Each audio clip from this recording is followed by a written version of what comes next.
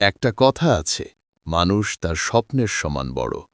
কথাটি শুধু বলার জন্য নয়, এটি এমন এক শাশ্বত সত্য যা হাজারো সফল মানুষের জীবন দিয়ে প্রমাণিত। নেপোলিয়ন হিল তার বিখ্যাত বইয়ে বলেছেন, আপনার মন যা কল্পনা করতে পারে এবং বিশ্বাস করতে পারে তাই আপনি অর্জন করতে পারবেন। তাহলে প্রশ্ন হল, বেশিরভাগ মানুষ কেন সফল হতে পারে না? তারা কি স্বপ্ন দেখে না, নাকি তারা নিজেদের ভেতরের আসল সম্ভাবনাকে চিনতে পারে না? আজকের এই গল্পটি আপনাকে সেই প্রশ্নের উত্তর খুঁজতে সাহায্য করবে, তাই মনোযোগ দিয়ে শেষ পর্যন্ত শুনুন। আমি নিশ্চিত এই ভিডিওটা আপনার ভেতরের ঘুমিয়ে থাকা শক্তিকে জাগিয়ে তুলতে পারে। অনেক দিন আগের কথা, এক পাহাড়ের ঢালে ছোট একটি গ্রামে শঙ্কর নামের এক যুবক বাস করত।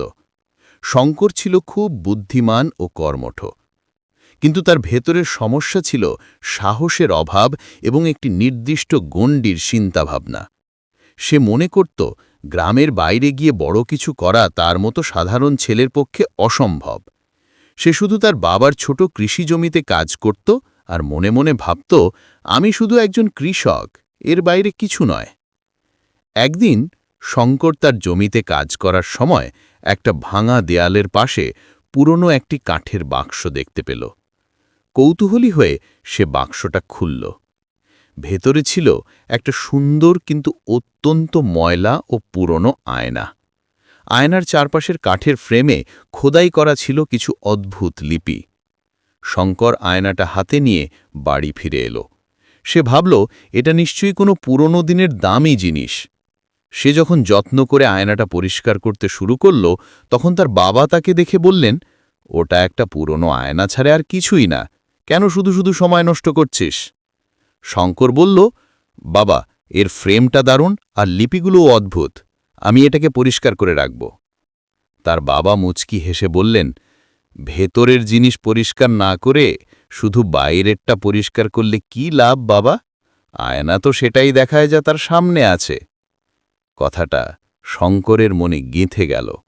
সে আয়নাটা পরিষ্কার করতে গিয়ে নিজের মুখ দেখতে পেল, কিন্তু ময়লা কাচের কারণে নিজের চেহারাটাকেও কেমন যেন মলিন, হতাশ এবং অস্পষ্ট লাগছিল। পরদিন থেকে শঙ্কর আয়না পরিষ্কার করার সাথে সাথে একটা অদ্ভুত কাজ শুরু করল। প্রতিদিন সকালে সে আয়নার সামনে দাঁড়িয়ে জোরে জোরে বলতে শুরু করল, আমি একজন সাধারণ মানুষ নই, আমি বড় কিছু করার ক্ষমতা রাখি, আমার সাহস আছে, আমার সুযোগ আছে, আমি সফল হব। প্রথম দিকে কথাগুলো তার কাছে নিছক পাগলামি মনে হতো। গ্রামের অন্য লোকেরাও তাকে নিয়ে হাসাহাসি করত। তারা বলতো, শঙ্কর পাগল হয়ে গেছে, ও আয়নার সামনে দাঁড়িয়ে কী সব বলে। কিন্তু শঙ্কর কারোর কথা কানে নিল না। সে শুধু তার বাবার কথাটা মনে রাখল। আয়না সেটাই দেখায় যা তার সামনে আছে। শঙ্কর প্রতিদিন তার ভেতরে সাহস ও আত্মবিশ্বাসকে দেখতে চাইল। 4 মাস পর একদিন তার শহরে যাওয়ার দরকার পড়ল। সে দেখল, শহরের বাজারে তার মতো ভালো ফসল কেউ ফলাতে পারছে না। তার মাথায় একটা চিন্তা এলো, সে শুধু একজন কৃষক নয়, সে একজন খাদ্য সরবরাহকারী বা ফুড বিজনেসম্যান হতে পারে। পরের দিন থেকে সে তার বাবার পুরনো একটা সাইকেলে করে নিজের উৎপাদিত সেরা ফসল নিয়ে শহরে যাওয়া শুরু করল। তার ফসল ছিল সবচেয়ে ভালো মানের এবং সে অত্যন্ত আত্মবিশ্বাসের সঙ্গে ক্রেতাদের সাথে কথা বলত। প্রতিদিনের সেই ইতিবাচক স্বকথন তার চেহারা এক নতুন উজ্জ্বলতা এনেছিল। ক্রেতারা তার এই আত্মবিশ্বাস দেখে মুগ্ধ হতো। কিছুদিনের মধ্যেই শঙ্কর তার গ্রামের অন্যান্য কৃষকদের ফসলও কিনে নিয়ে শহরে বিক্রি করা শুরু করল। 1 বছরের মধ্যে সে তার গ্রামে একটা বড় গুদাম তৈরি করল এবং কয়েকজন যুবককে চাকরিও দিল।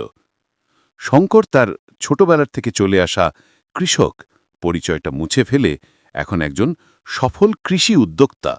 একদিন বাজারে তার সাথে সেই পুরনো বন্ধুটির দেখা হলো, যে তাকে দেখে হাসাহাসি করত।